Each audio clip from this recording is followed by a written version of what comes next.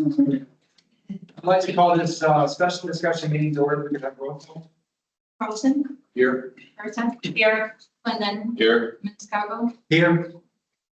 Henderson. Present. Here, Here. Randy. All right. So thank you very much. There will be no public comment or official action in this meeting, and there is no PowerPoint presentation. I think that's just the online document. So I So fine presentation. Please. Other people ask me that. mean, the minutes are being taken, everything's being recorded. It's an open public meeting. Yeah. This is under council to the special discussion meeting created for just the purpose of justice this. Not a forum is necessary. There will be no official action taken. It's an opportunity for council to talk and meet the requirements of the sunshine law. Yes. Point of order, I asked for an agenda a while ago, like, why are we here? The agenda has been sent out by the clerk. No, there was nothing on it. That was my point, was what are we supposed to be? I'll bring that. Can I say one more?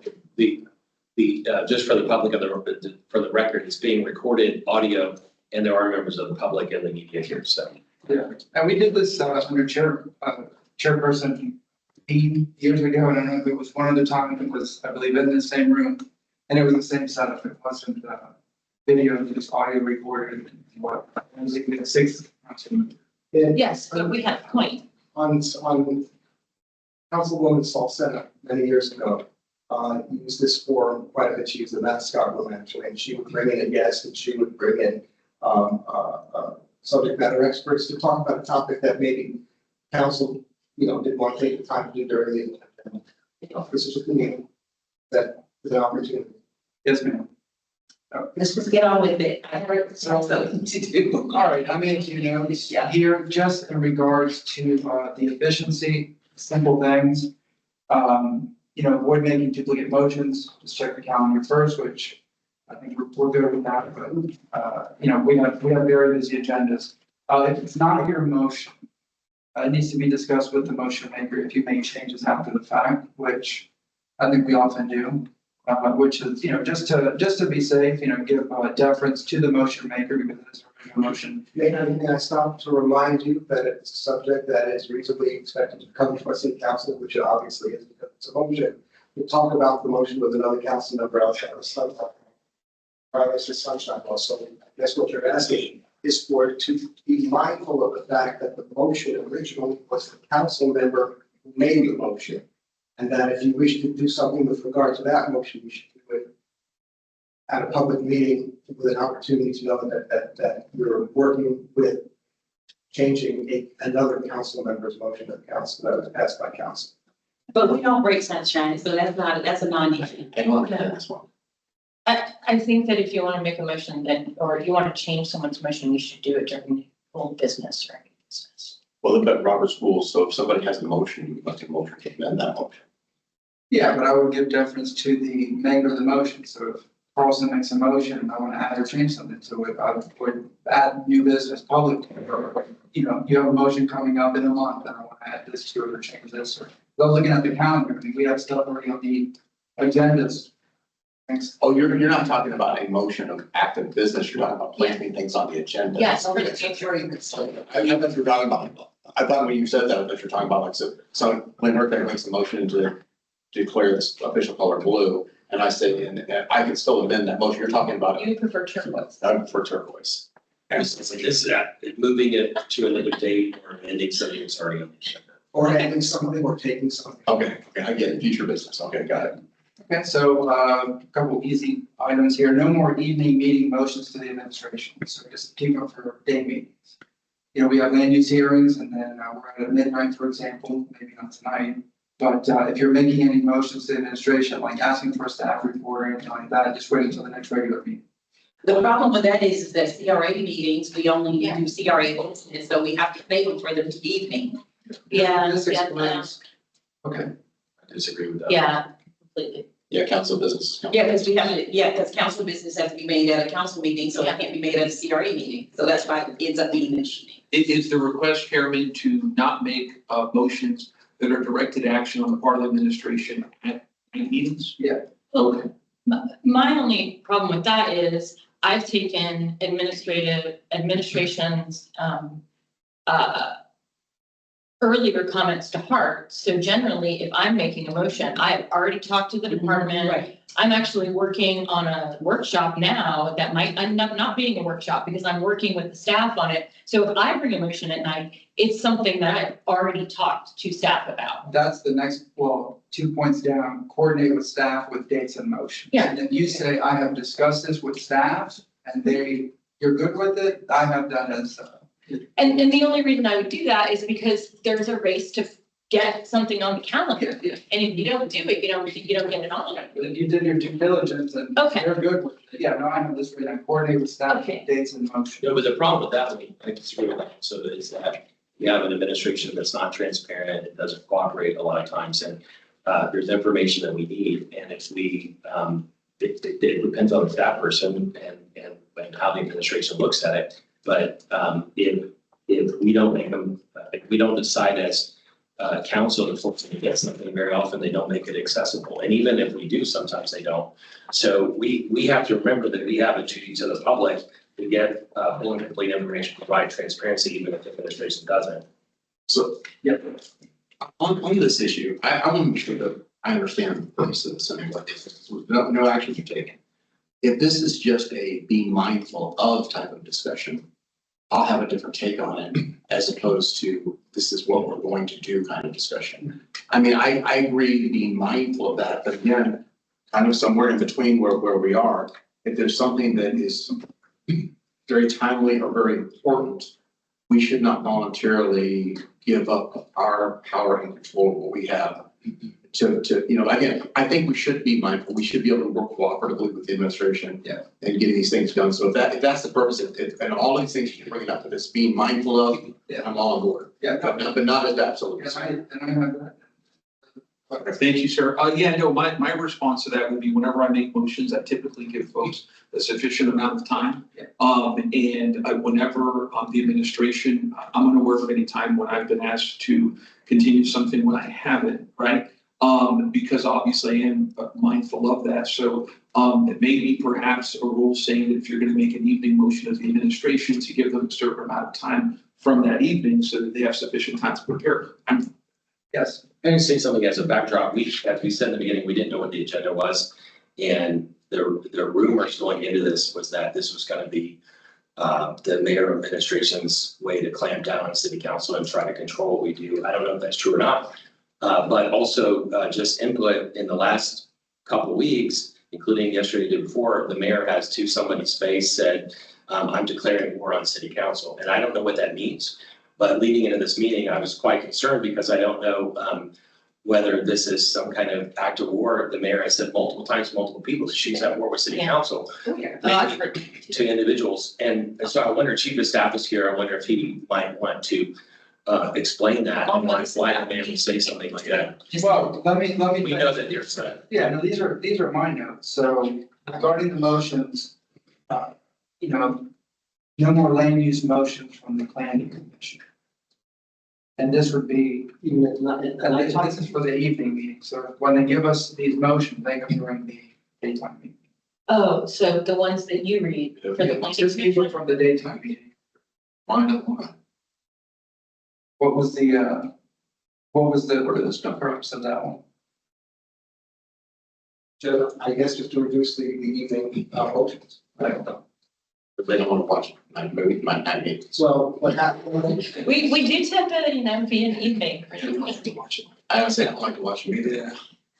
Well, I mean, we don't create those, they're at their planning commission asks us to present those, and usually it's associated with this land use meetings, but. What if the time we presented to you, could just do them during the daytime? Well, another percent to me like 5 minutes. before the meeting Yeah, they usually hand them to us and so we'll just. So, I mean, if that's what you want, as chair, if you want to reach out to the planning commission and ask them to submit it, I mean, we'll read them when they ask them. Yeah, I just think, if you give them to us during the day instead, just make it easier. But not CRA meetings. No, Yeah. no, CRA is separate. So, regarding motions at night, when you said, time's of the essence and we get requests from the public, there are cases of an emergency. And what is an emergency like? We've been bombarded with the hurricane stuff. We need information quickly, stormwater, flooding, we all know because it's been citywide from South Tampa to New Tampa. we've had issues, but, you know, there are things that, require, time limits, or we're forced to have to meet, those things that night, regarding everything that we've been through and everybody's been through since October. So there are exceptions to the rule, but like when I make, but I'm not gonna make any night motion. I'm gonna save everything for the daytime just to, next Thursday's a regular meeting, just to keep it smooth and keep it going. Any motion that I make, I'm gonna, get with staff ahead of time. Yes, So question. So for my information, who is it the administration or is it the clerk's office that pulls action items? So is it the administration or is it the clerk's office that goes through our meetings to pull actionable items? Who compiles that and then submits it to folks? Is it somebody in the administration? Is it each department independently? No, just like, so let's say we open and close a meeting and there's 15 different items we make motions and that requires administration action. Who compiles that list for the administration, for the different departments? Is it each department independent? It will be the department that's responsible. To actually listen to that meeting and grab that Well, it information? happens that our office will send out the motions to the department that Okay. is So responsible. they don't even have to listen to our meeting, they just have to read your minutes to see what's. That or receive the email. Okay, so it's the clerk's office compiles it and then sends it out. yeah, they coordinate and then. Well, then what difference does it make if it's a matter of day if it via email? Yes, ma'am. Yeah, that's the point that I wanted to make, because one of the best examples is I moved something off of the workshop agenda to put on the Parks and Recreation JBL situation, which was gonna be a week later or 2 weeks later. But it warranted because that was the next workshop and I did that at night. I think it doesn't necessarily have to be a rhyme or reason because they get the information from the clerk when we make a motion. Are we doing this because we're assuming they're not listening and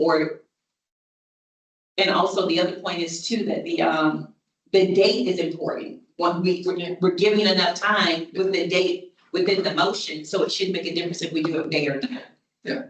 Well, I mean, the council and everybody, I think, agrees that we scratch that, what difference does it make whether it's evening or daytime? Oh, okay. So I'm just, again, it's the discussion, no official. Be mindful. Yeah, just stay. I like the word mindful. Yeah, me too.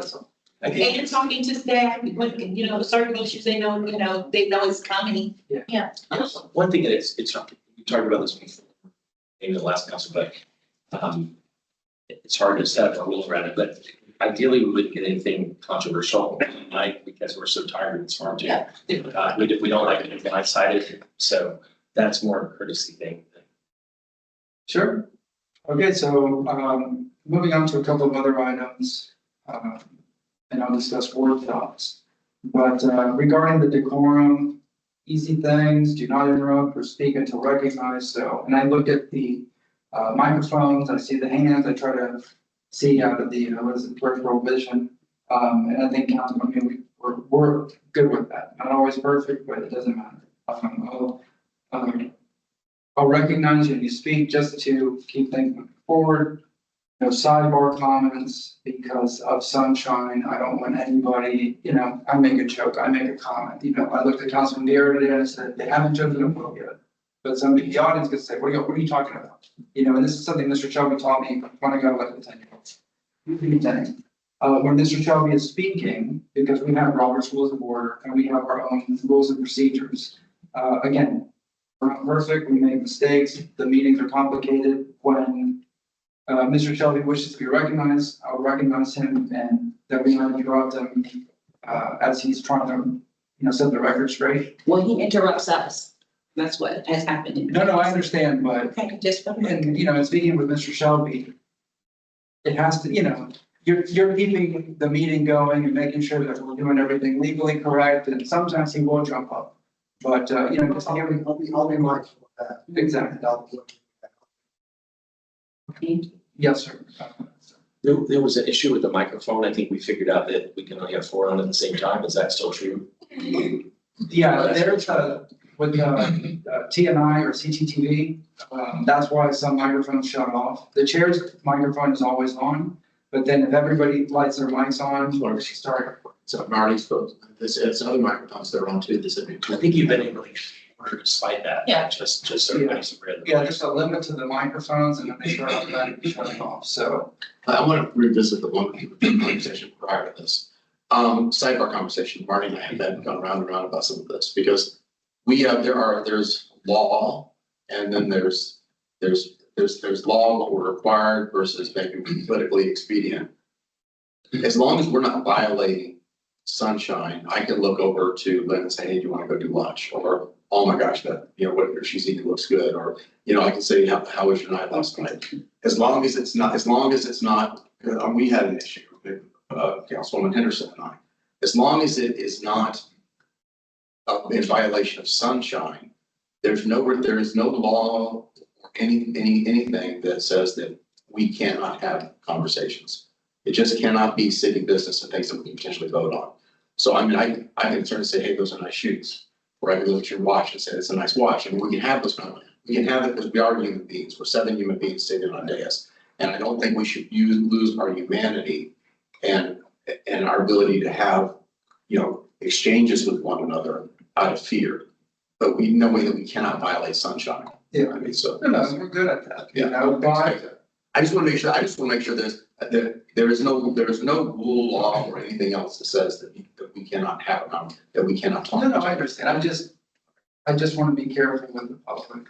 And maybe this is, over the years, the attorneys telling me, watch out, they're gonna be, the public can say, what are they talking about? All it takes is one person, but we're very good with it. They did, and I forwarded Mr. Shelby an article from information from St. Petersburg and Tampa about, and they even acknowledged in the article, there's nothing in the Bible, it's not like the public didn't like it. There was a conversation, and there was names that you recognize that they were having a conversation and somebody didn't like it.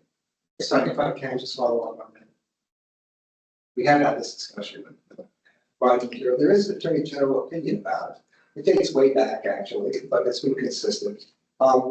It's a public meeting and there's a presumption that what will be conducted at that meeting is public business. The public is invited, the meeting is televised. So there's a presumption there of the public. So I was advised many years ago that perception is reality. To the public, they don't know what you are speaking. So you're in a position of them having to, or allowing them to speculate. And also that if somebody has a concern, then you are in a position of having to prove a negative. That you didn't. Well, just so the public knows, whenever I have a conversation, I'm telling my person next to me that I gotta go. Did the clerk get that? And if I may, I think the takeaway from this is that Mr. Shelby is our attorney.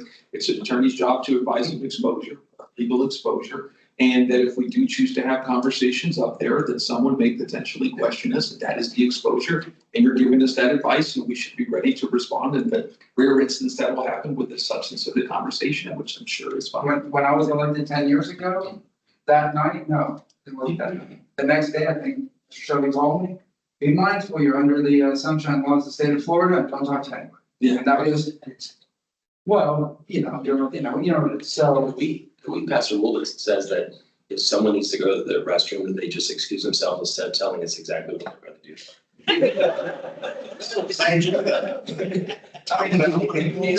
But I'm not gonna question, I'm not gonna question why a council member gets up. Last two items. Treat everyone, staff and public with decency and respect. Some comments were made, the mayor may have said, declaring war with city council. I don't know, I don't care. We all essentially need each other as a legislative body, when it comes to budget and other things, without the council, you can't function properly. So we're gonna be I'm sick and tired of hearing this, declaration of war thing and, because people, this is politics. But if I campaign with everybody here, and I think our goal, I'm assuming our goal is, we want to serve the community and make it a better place. Politics is politics, historically, it's always been like that, but if we have disagreements with the mayor, what I do, and some people don't like the style, I would disagree with Mayor Buckhorn and on several issues that I could talk about. And I was private about it. I would call him up and I would say, he would call me up, and sometimes he would move and I would move, and no deals, nothing, but my goal was, how can we come to a conclusion? This was, the civilian review board issue or the stormwater issue. In 2016, that was a lot of back and forth. See, that was a swing vote and a lot of stuff. With this administration, I pick up the phone, I call John Bennett, I pick up the phone, I call the mayor. When the mayor proposed the millage increase, I got up on the dais and I started the meeting, because I got yelled at by some members of the public. I said, this is the most unpopular idea I've ever seen. I didn't criticize further than that. I think my statement was fair and I voted against it. It wasn't a unanimous vote, but I tried to, not that I'm non-confrontational, but we work for the public, we serve the public, these are public meetings, we're on TV. We just have to be careful. And you know what? And I agree with some of the arguments that happened up there, but, these are city employees. If you don't like them, vote against them. If you don't like what they propose, vote against them. I mean, you're more effective in just saying no, than taking it further. And this is just broad, I've been here 10 years and I've seen a lot of fights. And from past council members and everybody's got a different style. So be respectful of the staff. And if it's, I've heard that they're not transparent. I think they're transparent, but there's always, nothing's perfect. Say no, vote against them. I mean, if I have to call a recess and say, give them more time to think about it, and keep working that way, we do that. But Councilmember Carlson, Councilmember. Yeah, the problem that we know, first of all, we know from more than 100 calls and emails, we know that there's some systemic cultural issues in the city that we hoped would be fixed. And that culture is creating an environment where there's conflict, and that's not from us because we don't oversee that. The other thing we know through public records and through conversation with current and former employees is that the mayor's staff had asked or instructed staff members to argue with us in public, at least with me. And I think it's inappropriate. I have a good enough relationship with most of the staff that they'll come to me and tell me that somebody in the administration has asked them to do that. And then there's a little bit of a dance. There are some former staff members who I complimented in a meeting, and they went back to the mayor's meeting and they said some of the mayor's staff criticized them and questioned them and asked why I complimented them and asked if they're now allies with me instead of the mayor. That all of that is completely inappropriate. We know that many of the senior level people that left the city left because the mayor or her people threatened them. There are cases where the mayor, reported by former employees where the mayor screamed and cursed at them. Because I know that from talking to other employees. I'm just telling you what I heard. Okay. And I was concerned, and if you ask me, yes, I've been to HR, there's a lot of concerns there. And so as people have left, they feel like they're leaving this environment. Many of the people, because they're high-level professionals, don't want to talk about this publicly.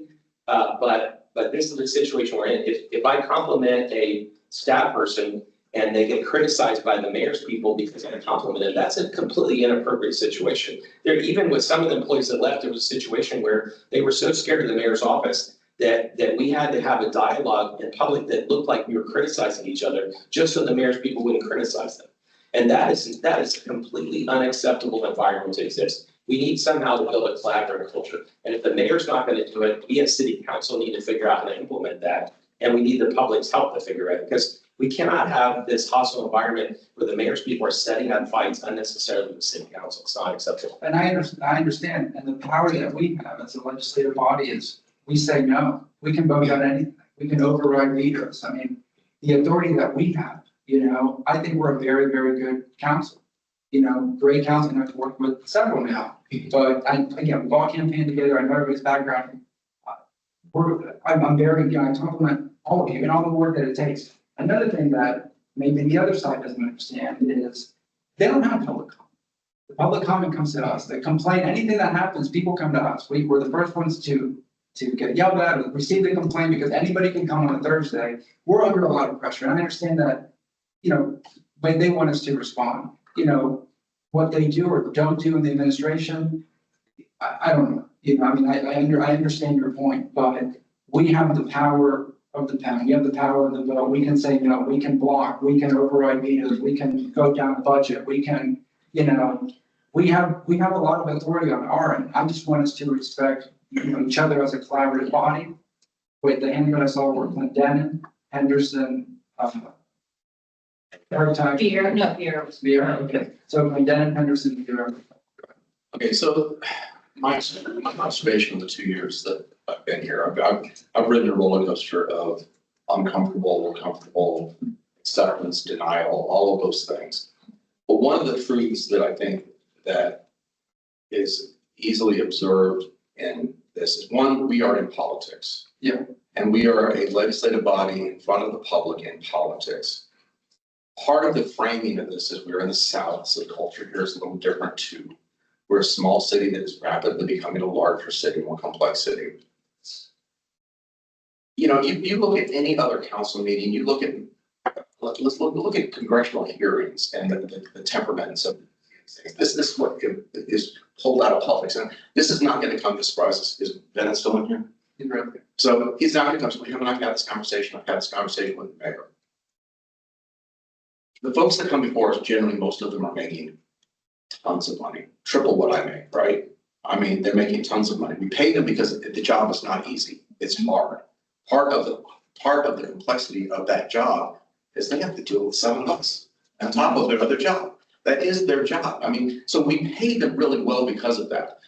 I think that there's people, and you know, when I've had this conversation with a couple people that are no longer with us, not that they died, they're no longer with the city, that you walk into the council chambers, you're in a world of politics. You're not in your world of office work. You're not in your moving paper from one side of the desk to the other. You're in a political world, and you can leave that political world, and you're back to the administrative world, which, you know, handles things differently. But when you're in the council chambers, you're in a political, and that political world, part of politics is that passion, that emotion. You're absolutely right about yes and no votes and passing things. But part of getting things passed sometimes is to evoke emotion. Sometimes it is to spark discussion and, you know, and get that energy level up. So am I uncomfortable sometimes? Do I think, oh, good God, about things that I've heard? But do I want to create a rule that, or even try to snuff that out? Because I think, no, because I think having that in the political realm, like the emotion that Councilwoman Henderson brought to the issue of Julie B. Lane, you know, she brought emotion to that, or some of the other things she, you know, what Councilman Vieira brings to fire and the flooding in New Tampa and Forest Hills. Councilman Hurtak brings for passion for issues on transportation and housing. All of those things, you evoke emotion, and emotion creates that type of energy. And sometimes, you know what, maybe we'll hurt a feeling or two, but that's why we pay a lot of money.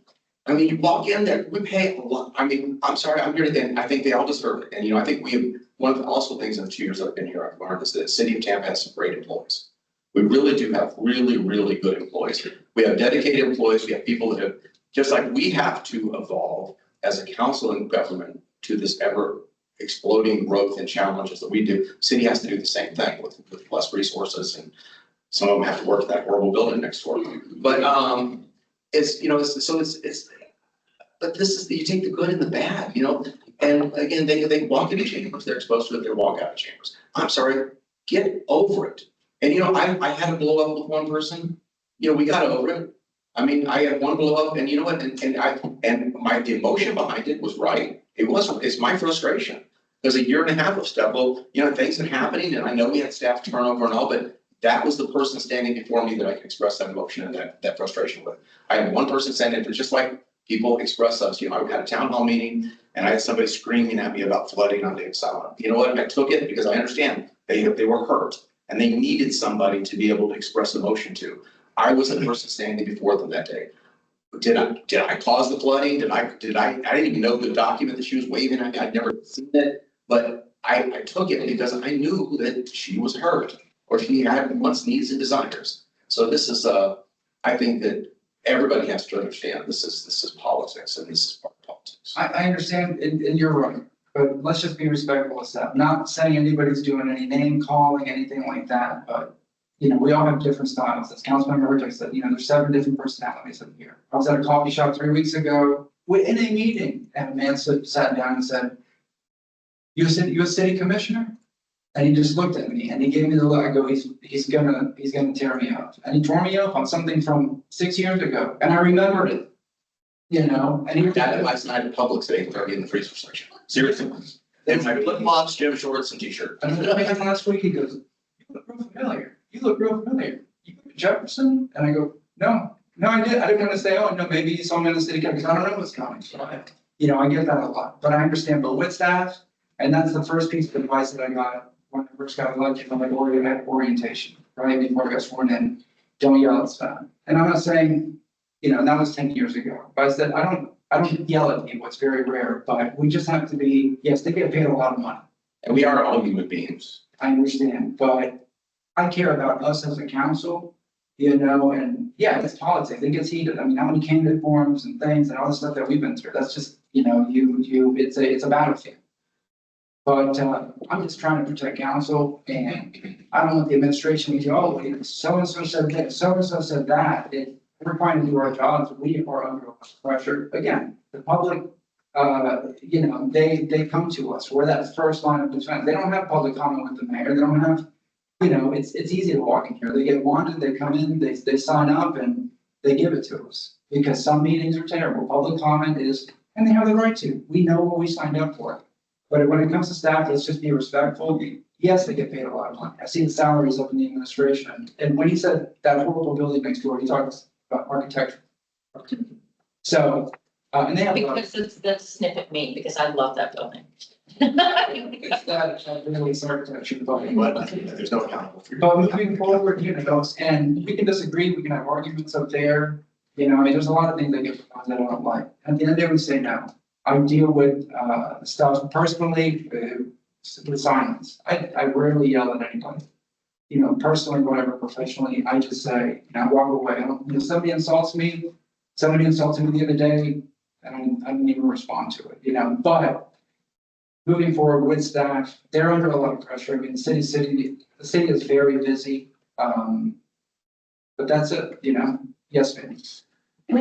I really don't have anything to add to this conversation. I'm a high school teacher, so if someone said something about me as a teacher, which happens a lot, or they're mad at me, I don't care. If the mayor claimed war and she said that to someone and it got back to you all, like, what does that mean? That doesn't bother me, because there's really nothing that she could do to us as a body that could hurt us. So I would be very dismissive of a comment like that.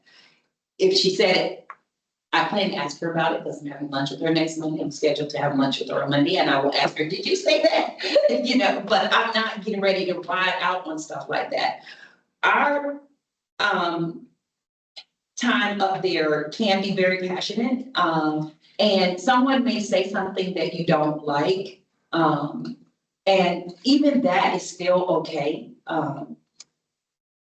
Because it's not in the realm of disrespect. We disagree on an issue. Route 1, I didn't want to pay for Route 1. Bill didn't want to pay for Route 1, but they wrote about me in the paper, not Bill. It's like stuff like that happens. And then I'm like, well, you know what? Route 1 is working and I'm okay with it. It's okay. It passed and I don't have an issue with it. It's not something that I got to fight battle. What is challenging for me is the constant, the mayor said, Bill likes doing that a lot. The mayor said, or the staff this, or they're that, and it's just not really concrete, but that's his style of behavior when he's talking about a particular item, or it's very generic. I talked to East Tampa. East Tampa had 65,000 residents, so I'm like, who are you talking about? But that's just part of the nature of how we're operating as council members. Maybe you did listen to 3 or 4 people that have a challenging issue, but it's just not personal enough for us to sit here and say that we're disrespecting one another or that we're disrespecting staff. Staff has a right to be challenged, and sometimes it may hurt their feelings. And if they walked away crying, that was not the intent. It was, listen to what was actually being asked of you. Because remember, I waited 3 months for them to tell me that they didn't support digital signs. And I pushed back immediately, and I'm not going to apologize for that. It deserved to be pushed back, and it deserved to be pushed back publicly. So those kind of things there's no rhyme or reason. You don't know that that's going to happen when it's going to happen. Mr. Clinton challenged something on the spot. It does happen, and we're just doing our job. That's all that is, and you can't tie a rule to that. And even tone and texture, especially coming from a Black woman, it may sound like it's angry. It's not angry, it's just pointed, it's direct, it's assertive. So it's like I'm not going to conform, just to make sure that I'm following within a rule of what somebody else may believe is good decorum. Yeah. And we have a right to be human, you know, and with that being said, I actually have a real job to go to. So I gotta get up and leave. All right, no And action I'm will be getting notes taken. from Celine. Thank you all so much for the conversation. The minutes will be made public and, no action will be taken. Whether it's here or. Sure, yeah, just really fast, just three basic things, which is number one, I mean, in my view in dealing with staff, we have to have strict fidelity to the idea that we're always going to be respectful to staff. I don't think anybody disagrees with that or anything of that nature. Number two is, you know, I think, Mr. Chairman, what you're probably getting at with folks is that, I think I said this for you, so in city council, which is people can't change necessarily, but we can tame our excesses. Yeah. And so, look, people are who they are. What Councilwoman Vertak said is right, that we're all different people, maybe just tame our excesses on, to the extent it's relevant. The other side is to that, and I did say this a few weeks ago, which is number one, we're right in the middle. We're getting into municipal political season. We are elected officials. Politics going to play a role. I respect that. I do. I'll say it. I don't care. That's fine. We're also in the aftermath, but probably what was the most divisive, acute municipal election that I've seen, 2023. And I said this in the meeting with Mr. Shelby this morning, that in politics, every action has a reaction. You punch someone, they're going to punch you back, and vice versa, right? So in other words, there are consequences to things that happen in politics. And maybe 23 was a consequence of something that happened before, but there are always going to be reactions. But I would just say that we can't put this as a rule, but again, people are who they are. But when it comes to politics, to tame excesses, that's very reasonable. I agree with that. I think it is fair. Councilman Hurd. Thank you. You know, that's a good point that you made about a divisive election, but I mean, for me, it was the most divisive. Yeah. But you asked me to work with city staff, I work with city staff. Like, I mean, we're doing, Kelly and I are doing pretty much everything possible to go to staff ahead of time to do this. Like, I'm, you know, what happened. I'm not, Yeah. I mean, it is what it is. But to further the point, that the chair said about if you don't support something, just vote against it. Well, by and large, this body does not do that. We don't do it well. That's a power we wield, but we don't wield it. And mainly because we don't want to. There's very few things that have come in front of us that are just bad face value. It's generally that we want to change something about it. And so I think the argument of trying to make it better or trying to change it, to have input in the process, and I think that's where we get some pushback sometimes from the administration, that we want to be a part of it, and they're saying, no, it's all or nothing. And I think all of us are reasonable enough that we're saying, no, we don't want to say no to something. We want to be able to finesse it so we can get to yes. And I hear that every single time one of us has an issue. Everybody wants to finesse. There's very few of us, I mean, that I can think of about that. So that's all I wanted to say was I think that we can vote no, we don't, because we really want to, we really want to move things forward. There's very few things that come in front of us that are just. Yeah, no, and before I go to Councilman Carlton, I've heard people say, I've never seen a city council like this. You know, the craziness of every Thursday. And I love history and I read bios and I've known many council members. I don't think there's been this hard working of city council. We can disagree on stuff. We may not like each other. We may like each other. Nobody works like you. You're brilliant. I like everybody but Pierre. You can just go on this. You know, the council member, it's like you take this as a full-time job times 10, because you are very, very much committed. And Councilmember Carlson, you get very passionate there. And that's fine, you know, but look at your background. You're very smart. You bring up a lot of good points, you know, and that's a compliment to you. There's never been a council like this because, you know, look at the background. The individuals here, very, very good people. Yeah, just a couple points to his response. One, I think people on the outside know that even though we disagree in the meetings, we get along with each other pretty well outside. Yeah. Charlie ends up being the one who's not here, I think, but he ends up being the one that disagrees with me a lot. But he and I get along really well outside.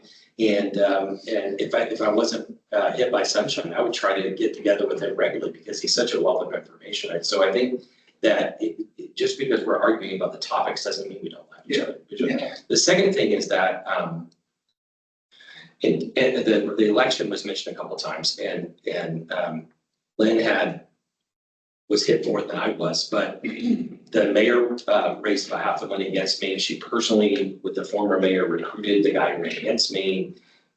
They used their PR firms to attack me, send wave after wave, so much that negative mail, or so much that my kids cried and thought, how can we fight it back?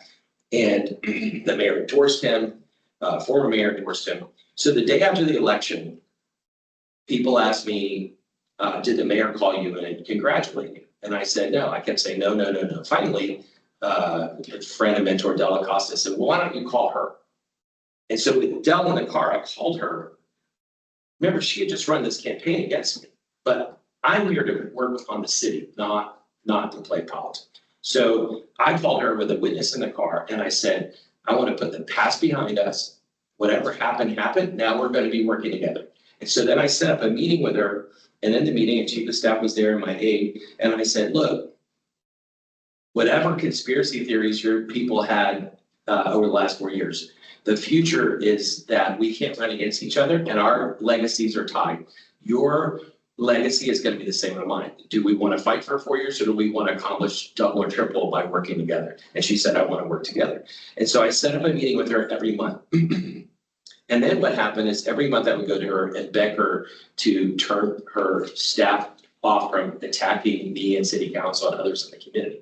And she would say, well, give me examples. And I gave her specific examples with names and dates and everything, and nothing happened. So then finally we got to the South Howard project, which is the most unethical thing that I've ever seen, the most dirty politics that I've ever seen. And finally I canceled the meetings with her. And if she comes to me today and says, I'll meet with you a clean slate before, fine. But you can't, after attacking me like that, I said, I forget the past, I want to work with you. And then they continued attacking me as if the campaign was fun. That's not an acceptable environment to work in. And I continue publicly and privately to ask them to stop. And if they stop, I'm happy to collaborate whenever they want. And before you and you won. You won. If the people, not the politics, the people that wanted you would have voted you out. And they attacked, I mean, the attacks that you received, and I saw the mailers, Councilman Hurtak's probably got it worse. I have the mailers. I keep a selection of nastiness. I mean, even I was attacked 10 years ago, and some of y'all remember. But if the people didn't want us, they wouldn't go for us. Councilman Guerrero got elected without opposition. That speaks volumes. The only other person was Councilman Perez that I remember that had that. So if the people voted for you against everything that you were against, and many of us were, it goes to show that you're doing a good job. Councilman. Just to drive the point home, when Councilman Bureau said it, there's actions have consequences.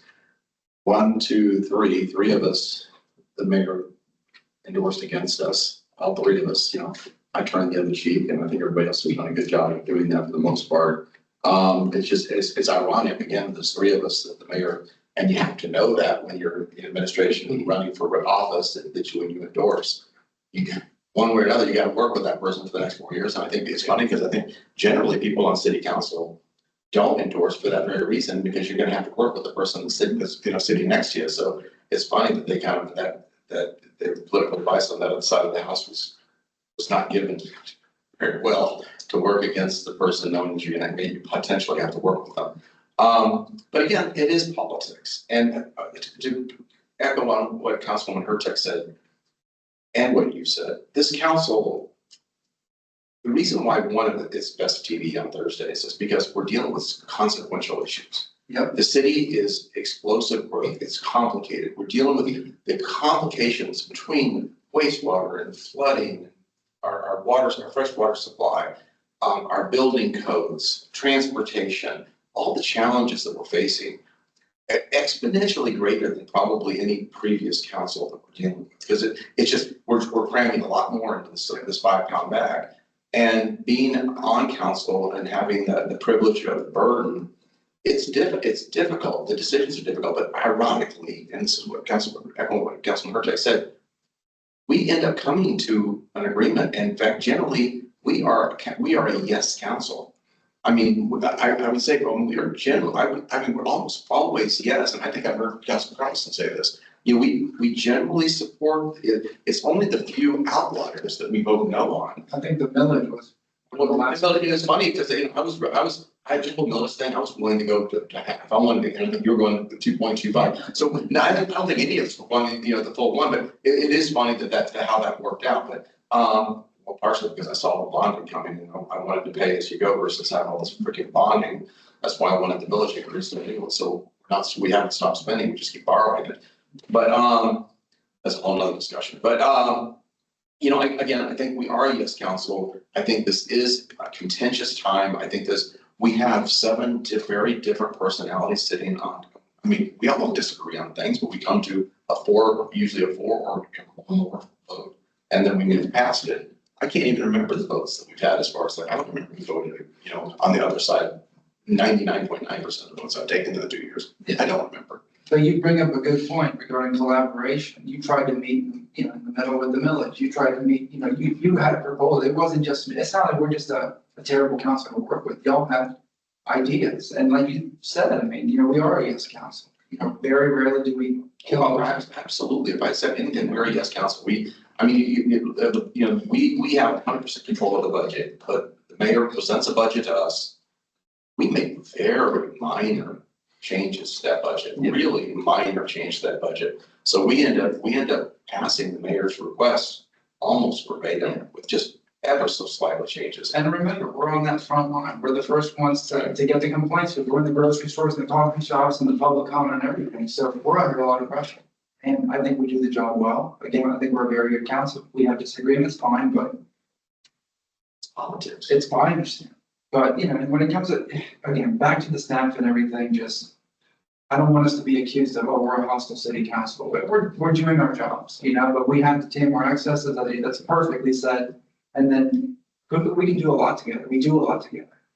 Councilman Carlson talked about the South Howard Stormwater project.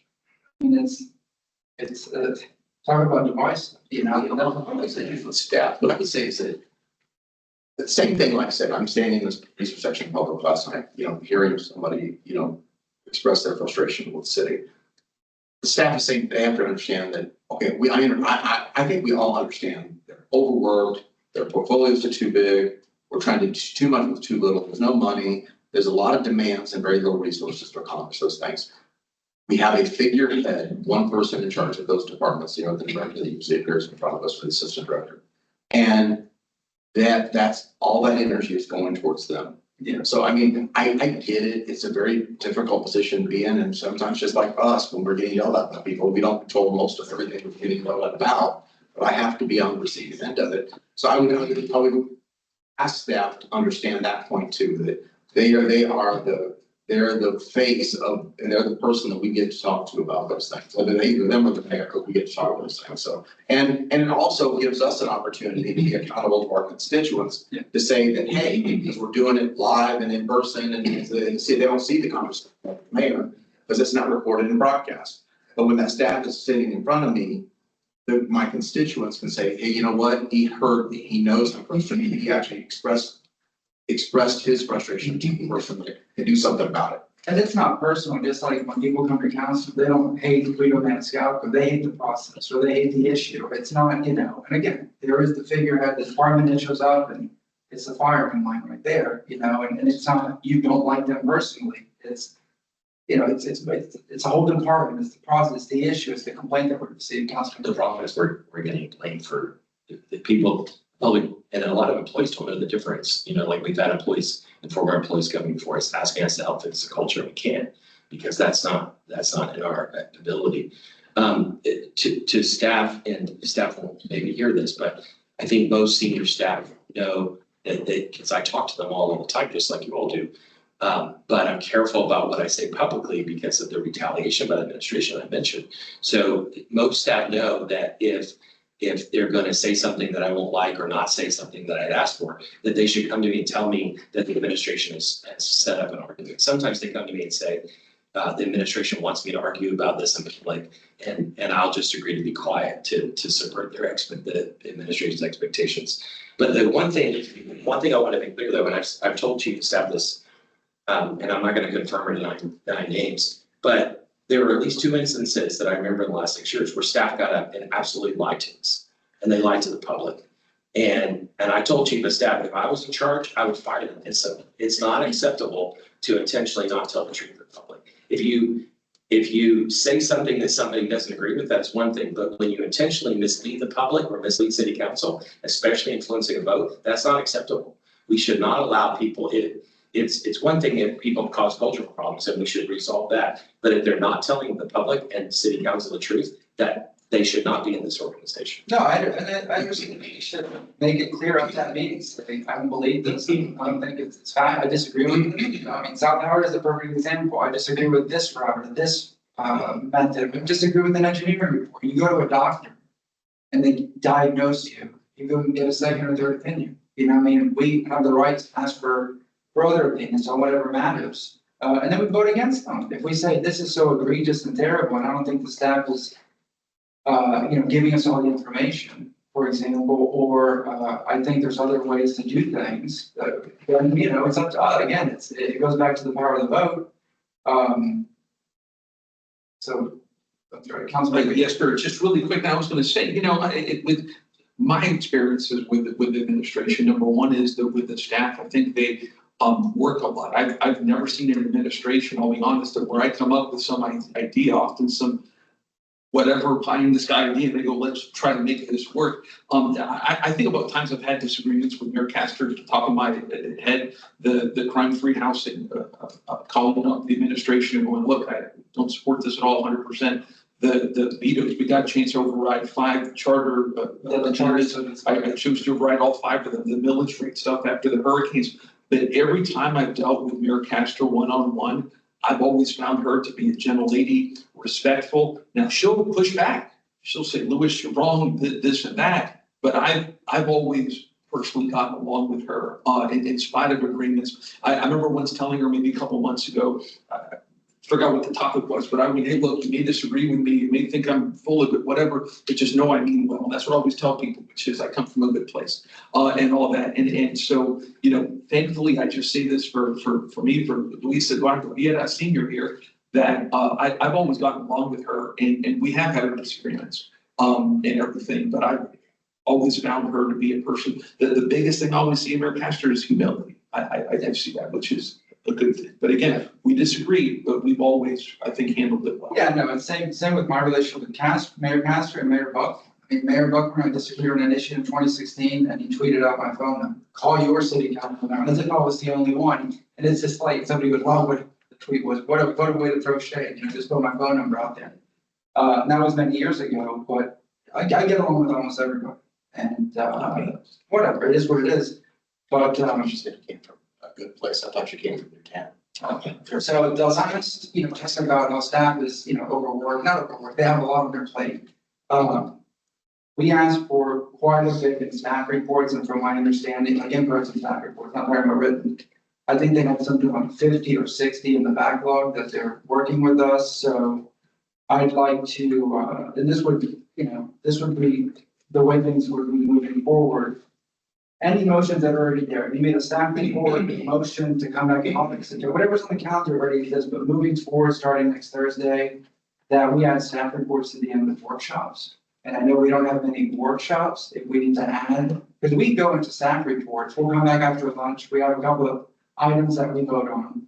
I'll finish and I'll clarify. So we have resolutions that are, multi-million dollars and we need staff present to vote. These are non-vote needed resolutions and issues. So if we could, moving forward, make those motions and have them at the end of the workshops, if we need to, because we don't have workshops in June, July, August, November, and December. We need to add meetings and say, this workshop is specifically for staff reports, and we can add a couple of items. I know we're limited on workshops and just say the last hour is reserved for staff reports, just to keep the day meetings moving more quickly. because, you know, we'll come back from lunch, we might have some items, we might have a special use hearing, a 1:30 hearing, and then we go into staff reports, and I've seen them take 2-3 hours and we go into new business, just to, in the name of efficiency. You know, just keep our meetings shorter, but again, we have so many gaps where workshops in so many months that we can part of that, and it could be a short workshop, 2-3 hours, whatever, fill it with staff reports and again, because I hear from people, that's why I'm careful to make motions, and I just take up the phone or send an email, is we have so many, I mean, try to be so responsive with it. I don't necessarily care for that workshops, but what I do recognize that there's too many staff reports. I think that we're generating, I think we do, there's too many, there's too many. So what I would like to see it encourage us to go to, And this is in person, not Yeah. written. but even, because it's still taking staff time. You do. But I think quarterly, because you realize unless it's something really urgent. Yeah. I think quarterly probably should be the default. And unless it's something that's really, really urgent, I don't think that we should be doing monthly staff reports on anything. I mean, I agree to that to some, I mean, like I asked Abby if she wants to stop doing the monthly. Yeah, I remember you said that, yeah. But she's like, I want to keep that spot in case I have something to say. I'm like, okay. Okay. I even specifically was like, yeah, you're gonna have a break for a few months. And she's like, nope, I want to keep those. And I was like, okay, I asked you, but you're making that. Yeah. So I actually went to every single group that I have reports to. The only one that I'm adamant about doing monthly is the stormwater, because that is literally all we're hearing about right now.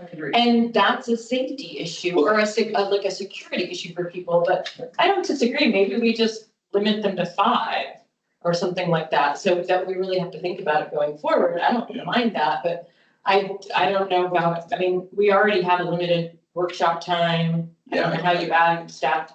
So I think if we limit it to 5, our default is normally quarterly, less, but like I said, I mean, the funny thing about the stormwater thing, that actually gives the city an opportunity to tout their successes. As well. That's exactly the way I see it. So that's. It makes people feel better. Yeah, and I think that's why Abby wants to put the land up. Yeah. Because it's an opportunity for her to do public presentation on that as well, and in a real time. But I think that I do, I mean, I'm to your learning curve on this.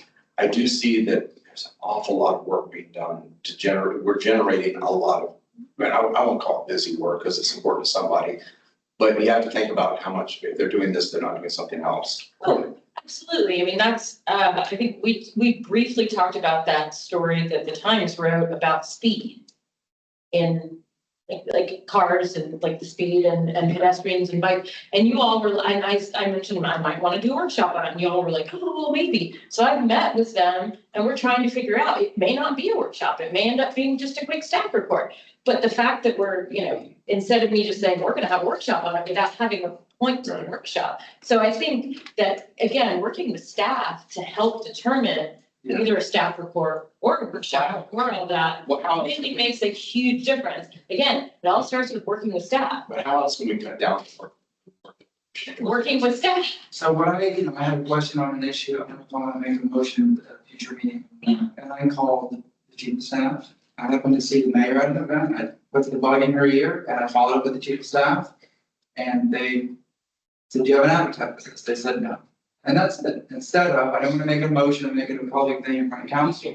But that's one example. I say 20, your time, our time is valuable, the public's time is valuable. Now, I don't know if the administration, we're talking about, I want to be collaborative. We have less than 22 months until this mayoral term ends, and then there's elections. We can do so much together. And in the name of collaboration, efficiency, and having good report, I would hope that the administration just said, we're not going to send people. We're overburdened with work, or we as council, as we just said, let's just be mindful and cut back on the staff reports unless it's an absolute emergency that we need them in person there. So use an example of Councilman Vera's passion for fire stations and stuff. And I think a lot of the staff reports that you generated was a fire in that. But then I'm sure there's a lot of frustration because it just seems painfully slow to get these things done. And there's probably really good reasons behind all of that. But how do you avoid, because your tool is to request. Yes. I mean, So, I mean, it's a balance, which is, you have to be firm but fair. It's kind of how I am as an attorney, which is, look, I'm gonna get what I want, but if you need more time, take it. It's fine. So always be a gentleman or gentlelady about it, firm but fair. but it still generates work, so that's what I'm trying to. But in other words, if they need to push it forward on something, like today, for example, CRA, I was not happy a couple months ago with the lack of disability accessible equipment at the Waterworks Park. And we came down to a point that need more time and go have at it. God bless you, I don't care. So in other words, just be firm but fair. Councilman Thompson. I think, I think 20-30%, I don't know exactly, is about transparency. Where the public has asked us to have a presentation because it hasn't been held at some of the meeting. An example is, and I didn't hear this from Councilmember Clendenin, but from a member of the community where he got blindsided the other day and said, what are you guys doing to implement the stormwater plan on Davis Island? I've never seen, and none of us had ever seen it before. And so if they had done a town hall meeting on Davis Island to present that, we wouldn't have had questions about it. And so there are two pieces. One is that people want complete information. And the other, and especially in financial information. Remember 2 years ago, 3 years ago, we got 900 pages on the budget. 2 years ago, we got 300. So then the community said, well, there isn't there more, so they give us 300 more. And then we asked again and they give us 300 more. And they should just do that automatically. The other thing is the communication department, and this is not just this administration, but it's very much geared toward promoting the brand of the mayor instead of communicating with constituents. And there's no reason why the residents of Davis Island would not have known about the plan and what we were doing if they were communicating effectively. Another example with Councilmember Vieira, the fire union had been asking for the strategic plan, and the fire union pulled public records and found out it had been done a year or two before, and that it had not come before council because it was like $89,999. And so that makes it look to the public like the administration stopped being transparent. And so many governments are going to automatic online publication of things. We need to push out to do more public meetings with the public, especially in the enterprise fund, so the public understands what we're doing. And the communication department seems to be on defensive mode all the time. They're actually posting videos explaining to people that fixing potholes is not the same as repaving roads. And the other day they posted a video on which roads in South Tampa are the counties and not the cities. I mean, that's a defensive posture. Instead, what they should do is have a map with the dates on it and tell people, here's when we're gonna repave your roads. And if it's 5 years from now, say that's what it is, unless we get more funding. Yeah. And then ideally not fight with us when we ask for more funding. But it's about transparency and proactive communication rather than branding or defensive communication. Is Adam still on here? Guys, Hey, Adam. Yeah, I'm expressing my frustration with the communications department. You've heard that before, maybe a year ago. Because I do see it is, and I hear Councilman Carlson say this all the time. And when I first got on council, I kind of like dismissed it a little bit, but now I've been here for 2 years. It is frustrating because the city of Tampa government is two components. We have city council and we have the mayor's office. It is frustrating that we fund the communications department, yet everything is Mayor Castor this and Mayor Castor that. And we only get passing mention in some things, especially issues that have been council driven. So I find that you really got to do a better job of striking a balance of promoting council driven initiatives. Councilman Vieira's push for, fire stations, Councilman Carlson's push for, the Union Station. I mean, I would have liked to have seen, I don't think anybody's been as vocal on the Union Station. Things like that on purpose to get a reaction. Well, I get that, but I'm saying it's becoming readily, I've been here for 2 years now, and I know you and I have spoken about this before, and we're going into budget. This is something that if we're all going to work together, there has to be a recognition that there's two branches of government. The communication department should be working for both branches. And they need to work for the city. And just so you'll know, because the mayor always said, why don't you complain? I've complained to Andrea, I complained to Gina, I complained to John Bennett, I complained directly to the mayor. And if I was not an elected official, I would have filed a lawsuit against all of them already for doing this. You cannot create a hostile environment where you're antagonizing people and attacking them constantly. You can't. There's a lot of details that I'm not going to go in here, but there's a whole pattern of this behavior that's not acceptable for a government agency. It's illegal to use government money and government staff and government resources to work on elected campaigns. I mean, there's stories from former employees who tell me that at least one of the mayor's staff during city time was walking around recruiting city staff to give money to my opponent and to ask them to volunteer. And the HR, the legal department and chief said they don't care. And when I'm trying to file a complaint, they just kick it right back and say, we don't care, we're not doing anything. Because I'm not a regular employee just like you are. But it's not acceptable to use city money in that way. And it creates a hostile environment for everybody. Thank you. And, yes, But as far as staff reports go. Yeah. I do think that, again, the conversation we had earlier a few months ago about this has made me more mindful of it.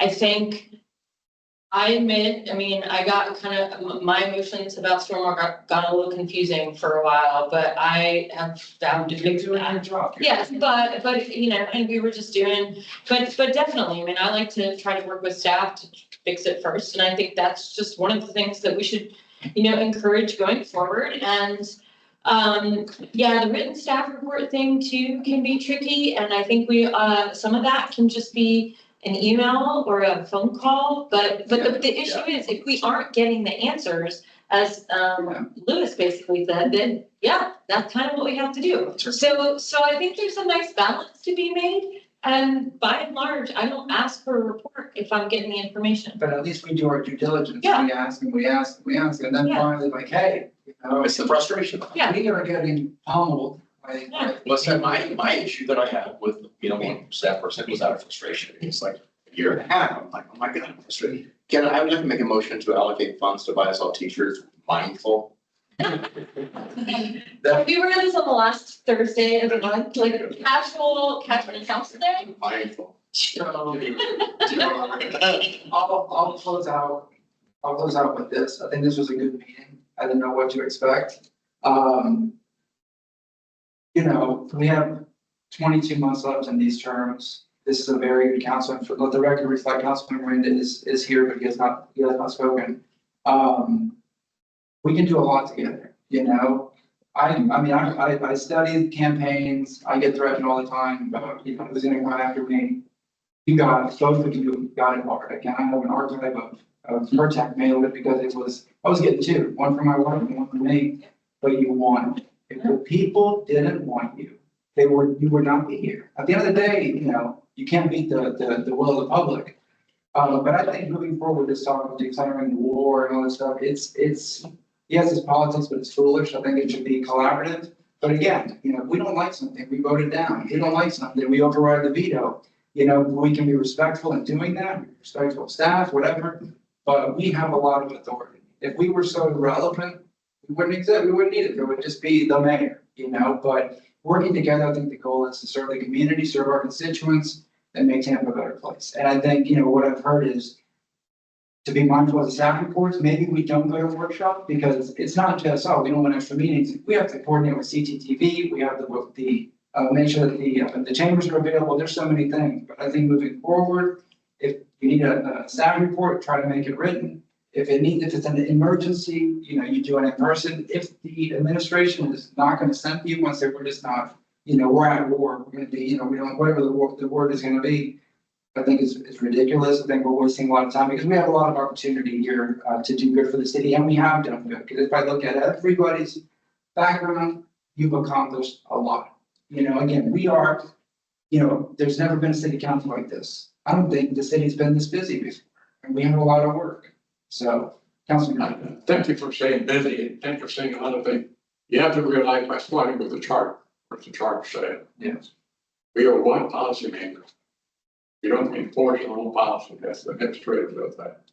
When you look at it, we're not the county commission, they have 7 many mayors, they have a different type of government. When you look at different things, it's frustration, the way you think, sure, there's frustration in everything in life. Frustration when you get to a red light, it doesn't change quick enough. There's frustration on everything in life, today's society. And when I look around, I'm just speaking for myself, I go see the mayor, I see the mayor once a month on water issues. The week after I go to Tampa Bay water, because it's not my seat, that's a railroad seat, that I passed in 1998. And what I'm trying to say is, respect each other and respect whoever's in the other office, and I think half of your problems are gonna go away. Yeah. But I don't criticize anybody, I don't challenge anybody's vote here, and I don't care how anybody votes. I don't care if they vote against me, I don't care what they do. Yeah. I don't get upset, I don't get nervous about it. If I have to vote 6-1, that's my way I vote. And most of the time when it's 6-1, it is my vote. And nobody here challenges me, and I don't challenge anybody here. So you gotta have a little complacency. If you have a problem, go see the mayor. Talk to whoever that mayoral candidate is that got elected by the people. Yeah. And talk about politics. I've been talking about, not in this group, but other groups, and I really don't give a damn what they say about me. I talk about you all the time. Pardon me? I talk about you all the time. Thank you very Oh, much. what you missed before you came to the meeting is we voted, we're gonna ban all water restrictions and we're gonna ban solar power in the city of Tampa. You know what? I'm so happy with that. I'm gonna show you today that solar does work. Oh, and right on baseball. Let's have the subject. Now you're running the subject. I thought I was paying my highest rent, and I mean, my highest cost of electricity was $27 a month. I'm gonna bring you the one from April, or from March to April. And my bill was $16 and some cents, but even then I was fine. But I want to throw it in every month, not that I want to scold anybody, I want to show the people that solar does work. Well, Tampa Police is gonna go rip that solar off of here, that's when we banned it. You can sell it through the process. The other day I got a ban on solar, and it's 2.2 times more than what I paid for mine 4 years ago, for a smaller house. Yeah. So it's going up, Tariffs, baby. yeah, it is. Yeah, the good thing, and this is why I think, whatever you see publicly, we all get along really well, because we have different expert styles of our expertise. Yesterday, I was talking about you earlier and how sometimes we argue, but then we get along really well outside. Yesterday, the day before, I was standing in front of a restaurant in West Tampa, kind of near Hong Kong, and I see this really well-dressed man, and I'm like, oh, that's Charlie. And an example is, Charlie knows environmental issues and everything, but he also, how much do you pay for your tithes? $2. $64. And so inflation is increasing. T-Mobile is no longer shipping to United You're States. absolutely correct, let me tell you. People have outboxed our own government. Now they have branch offices in the United States, and us I now, it doesn't come from China, it comes from America, from Miami, from New York, from California, different states, and they send it to us within 2 days. So what is there is that they thought about it and they said, whoa. Yeah. They're never gonna be a tariff what they want, like, that can't happen, the whole By way. the way, let's just order hats and King UPS delivered and asked cash on delivery because of tariffs. They have the prices, they would do it delivered and they actually demanded cash up front before they would deliver them. I just stopped buying anything on eBay that said, it did say United States. I don't know what I'm gonna get hit with. So as we close out, I want to thank everybody for their time. I hope this was productive. Very mindful. People from the administration are here, but this whole talk of war is ridiculous. I think we need to be collaborative. Doesn't mean we can't be tough and we can't ask questions, but staff, everybody's very busy here. But moving forward, when it comes to staff reports, when it comes to, yes, I hit the gavel, but if I have to take a recess and just keep stopping the meeting if things get out of hand, whatever it takes, we just have to stay focused and move forward. Just quickly add to that, you said we've got 22 months. We've got 22 months to make our city better and improve the lives of the people in our city. Whatever happens in politics, we've got 22 months and hopefully we can accomplish that in setting aside. Yes. Along with Mr. Carlson is saying, it's not the 22 months. Look at the city of Tampa where it's at today, look at it was just 5 years ago or 10 years ago. How many applications do we have for certain things? How many employees do we have for divisions, whatever we have? I guarantee you have more work now per person working in the city of Tampa than you had 10 years. No. And it's what it is. You wouldn't be, I used to make plans on Thursdays and go to lunch with friends, and now it's like, don't call me unless it's my mother and it's an emergency. But, so, all right, thank you very much. This meeting is adjourned. Thank you.